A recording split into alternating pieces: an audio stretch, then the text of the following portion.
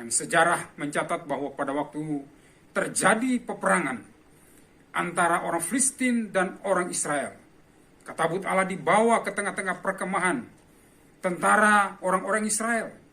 Dan mereka bersorak, mereka bersuka cita, mereka mengharapkan kemenangan. Tapi apa yang terjadi? Justru sebaliknya, mereka kalah. Dihancurkan oleh pasukan tentara Filistin, dan tabut Allah itu dirampas dan dibawa ke negeri orang Filistin. Tetapi kehadiran tabut Allah di negeri Filistin tidak mendatangkan berkat untuk mereka. Ini menunjukkan bahwa Allah tidak bisa dikompromikan dengan hal-hal yang tidak benar. Allah tidak bisa dikompromikan dengan hal-hal yang salah di hadapannya. Karena itu ketika ada sesuatu yang salah di hadapannya, saat itu pula Tuhan harus bertindak untuk menunjukkan kedaulatan dan kekudusannya kepada umatnya, termasuk kepada Raja Daud. Dan pada akhirnya, saudara-saudara, tabut Allah itu tidak dibawa ke Yerusalem. Daud menyimpang dan menemukan ada sebuah rumah. Dia mencoba. Dan tentunya saudara-saudara, ini adalah sebuah keputusan yang diambil oleh Daud dari kesadaran bahwa dia harus menitipkan tabut Allah ini di tempat yang lain, jangan dibawa ke tempatnya, karena murka Tuhan belum surut. Saudara-saudara, Alkitab berkata ketika tabut Allah itu diletakkan di rumah Obed-Edom selama 3 bulan, maka rumah Obed-Edom dan segala yang dipunyainya diberkati oleh Tuhan. Saya ingin katakan kepada saudara bahwa kunci untuk menjadi keluarga yang diberkati Tuhan adalah Tuhan Allah harus hadir di tengah-tengah keluarga kita. Karena dalam tabut Allah itu, saudara-saudara, ada 3 benda sakral. Pertama, ada tongkat Harun yang berbunga. Tongkat itu bicara otoritas kepemimpinan. Karena Harun adalah tokoh pertama yang menjadi imam besar bagi orang Israel ketika di padang gurun. Yang kedua, benda yang kedua ada mana dari surga. Ini menunjukkan bahwa ada pemeliharaan Tuhan.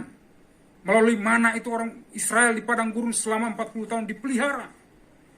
Dan yang ketiga, ada 2 loh batu. Ada hukum Tuhan, ada perasaan Tuhan. Ada kehendak Tuhan yang tercatat di sana. Yang harus dikenali, diketahui oleh semua umatnya. Dan mereka harus hidup berdasarkan prinsip-prinsip firman itu. Ini adalah kehadiran Tuhan yang harus kita ketahui. Ada otoritas Allah, ada fungsi pemeliharaan Tuhan, tapi ada juga yang ketiga, bicara tentang ada firman yang harus hadir di tengah-tengah keluarga kita. Karena itu saudara-saudaraku yang diberkati Tuhan, jika saudara rindu keluargamu diberkati, maka Tuhan harus hadir di tengah-tengah keluarga kita. Kalau Tuhan hadir di tengah-tengah keluarga kita, seperti yang disimbolkan dalam teks kitab suci yang kita bacakan hari ini, tabut Allah ada di rumah Obed-Edom, maka hal yang sama juga harus kita lakukan. Ketika kita sadar bahwa Tuhan hadir di tengah-tengah keluarga kita, apa yang harus kita lakukan? Allah memiliki kehormatan dan kemuliaan. Itulah sebabnya tidak ada cara yang lain agar kehadiran Allah di tengah-tengah kita mendatangkan berkat, bukan mendatangkan kutuk dan kecelakaan. Maka kita harus menunjukkan rasa hormat kita terhadap hadirat Allah itu sendiri.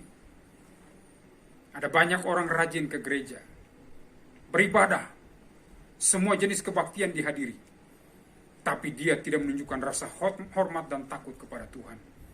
Ibadah tidak mendatangkan faedah bagi dirinya.